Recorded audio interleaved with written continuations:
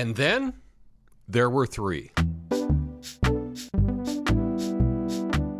Hi, thanks for watching. Got some breaking news. It's not technically breaking. I guess it's a couple hours old. Elizabeth Warren has dropped out of the Democratic presidential primary, and that leaves us with three major candidates. And I want to get to that story in just a moment, but first, I do want to issue a correction. That's right, I was wrong about something, and I need to fess up to it. Now, I'm not talking about California District 25, where I accurately predicted that Cenk Uygur would lose in spectacular fashion. He would lose big. He would lose by double digits. I was 100% right on that. In fact, let's look at the final results. Well, I guess this isn't technically final. This is 75% reporting as of this minute. But Christy Smith, 28,000 votes, almost 30% of the vote. Mike Garcia, the Republican, got 23,000, which is 24% of the vote, followed by Steve Knight, also a Republican, then followed by Cenk Uygur, way down with 5,135 votes, a whopping 5.4% of the vote.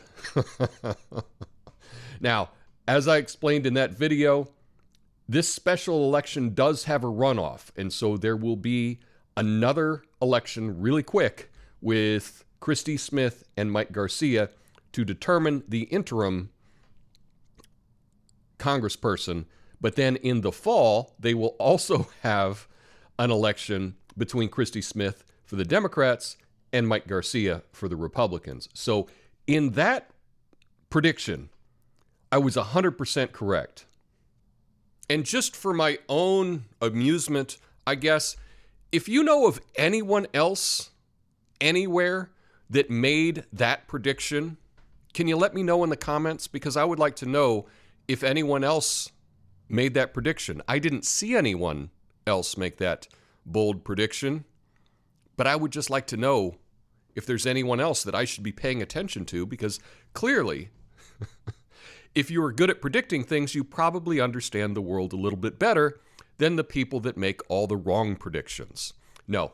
Now, the correction that I wanted to make is that in a previous video, apparently I didn't go to the next page on something, and I had said that Kentucky and Oregon were the last two states to vote, and I was wrong. I made an error. I had thought that May 19th, Kentucky and Oregon, with their Democratic primary, were the last two primaries of any of the states, any of the 50 states. But clearly, on this I scroll down, I think originally when I looked at it, it was probably on the next page. But on June 2nd, Montana, the District of Columbia, New Jersey, New Mexico, and South Dakota also all have Democratic primaries. So, yeah, I was wrong on that, and I don't have a problem admitting that I was wrong when I'm wrong, unlike most in the mainstream media. So I just wanted to let you know.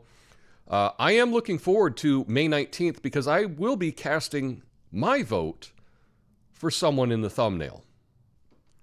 But as of right now, the Democratic primary is down to three: Joe Biden, Tulsi Gabbard, and Bernie Sanders. Now, I understand that they are not going to mention Tulsi Gabbard in any of the coverage on any of the news sites because that's just what they do.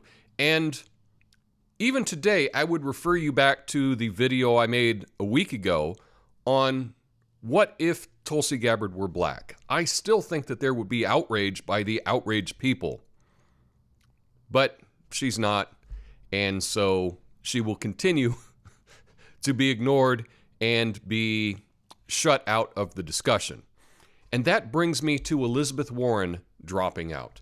And a lot of people were critical of Elizabeth Warren. Why did you stay in through Super Tuesday? You could have dropped out. You could have endorsed Bernie. And to those people, I say you don't understand what her role in this is. Elizabeth Warren has been a phony her entire life, okay? She was a phony when she claimed her heritage.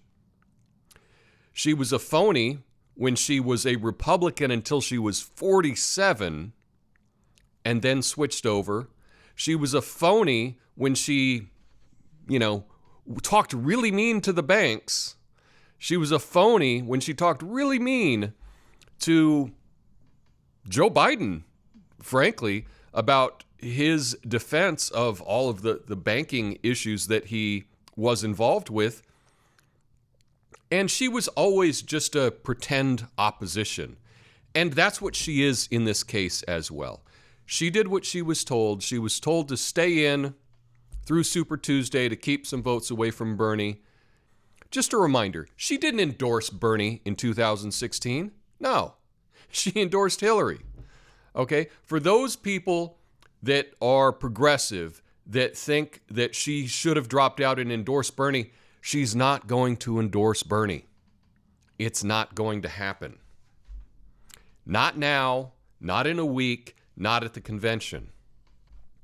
I don't know what to tell you. You have this idea about someone, and your idea is not really based in reality.